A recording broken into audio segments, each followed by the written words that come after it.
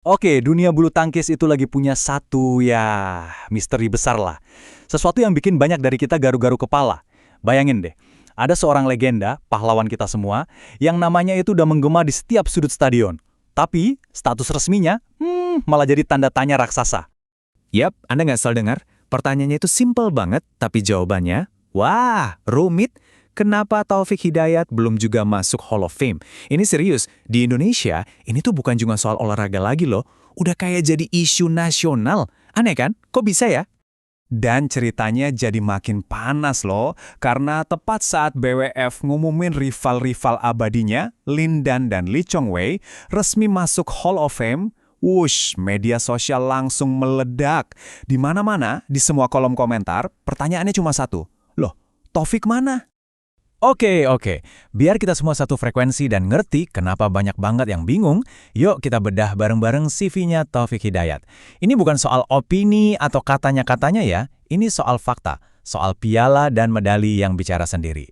Pertama, dan ini yang paling utama, yang paling sakral di dunia bulu tangkis, medali emas Olimpiade. Ini tuh puncak dari segala puncak. Mimpi yang bikin setiap atlet rela nggak tidur berhari-hari. Dan Taufik, dia udah berhasil menaklukkannya. Tapi, apa dia berhenti di situ? Oh, tentu tidak. Cuma selang setahun setelah euforia di Athena, dia langsung sikat gelar juara dunia. Coba bayangin, mengawinkan dua gelar ini, itu tuh kayak tim sepak bola menang Piala Dunia dan Liga Champions di tahun yang sama. Bener-bener dominasi total. Nah, disinilah kita masuk ke jantung permasalahannya, ke inti misternya. Kalau kita bandingkan gelar mayor, yaitu Olimpiade dan kejuaraan dunia, Taufik itu secara fakta lebih unggul dari Lee Chong Wei. Tentu dengan segala hormat ya buat karir Lee Chong Wei yang luar biasa, tapi dia belum pernah memenangkan dua gelar itu. Jadi pertanyaannya jadi makin kenceng kan? Kok bisa Lee Chong Wei yang duluan masuk? Ternyata BWF itu punya aturan main yang nggak kelihatan di permukaan. Jadi ini bukan cuma soal siapa yang paling banyak angkat piala. Ada kriteria-kriteria lain di balik layar yang, sekarang harus kita bongkar sama-sama. Jadi, bentar-bentar. Kalau bukan soal gelar paling prestisius, terus masalahnya di mana dong? Apa sih yang sebenarnya bikin Taufik itu seolah-olah masih nunggu di luar pagar? Dan inilah dia jawabannya. Ini kuncinya.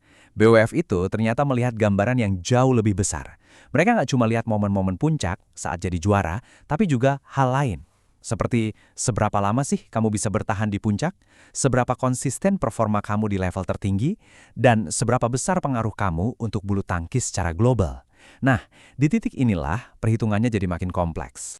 Baiklah, sekarang ayo kita coba lihat ketiga legenda ini tapi pakai kacamatanya BWF. Penting ya, ini bukan soal siapa yang lebih hebat dari siapa, tapi lebih ke upaya kita untuk memahami logika di balik keputusan BWF.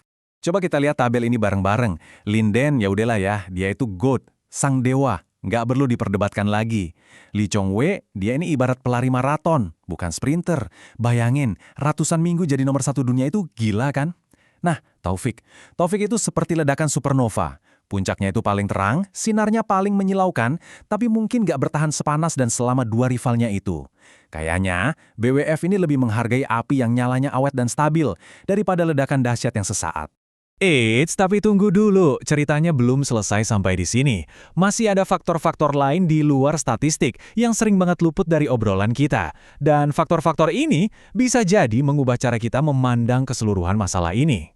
Nah, ini poin yang penting banget buat kita ingat. Hall of Fame itu kan nggak melantik semua legenda sekaligus dalam satu waktu.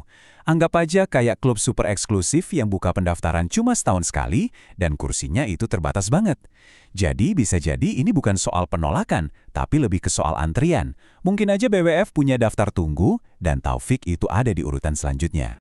Dan yang bikin drama ini makin seru, Taufik sendiri nggak tinggal diem. Dia pernah melontarkan komentar yang tajam, harusnya juara itu lebih dihargai. Wah, ini kan kayak lemparan bola api langsung ke tengah perdebatan.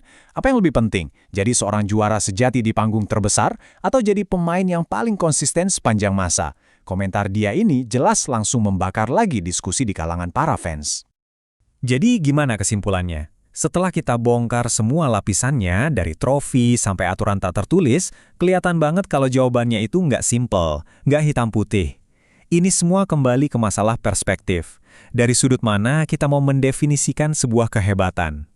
Tapi, Ada satu hal yang absolut, satu hal yang nggak butuh voting, nggak butuh komite, nggak butuh plakat apapun, yaitu di dalam hati jutaan penggemar bulu tangkis di seluruh dunia, Taufik Hidayat itu sudah jadi legenda. Status itu abadi, nggak bisa dibeli, dan nggak akan pernah bisa dicabut. Maka dari itu, saya mau tinggalkan Anda semua dengan satu pertanyaan terakhir untuk direnungkan. Hall of Fame kan dibuat untuk mengabadikan nama-nama yang terhebat. Pertanyaannya, tanpa ada nama seorang Taufik Hidayat di dalamnya, apakah justru Hall of Fame itu sendiri yang terasa tidak lengkap? Mungkin pertanyaannya sekarang bukan lagi apakah Taufik akan masuk, tapi cuma tinggal kapan.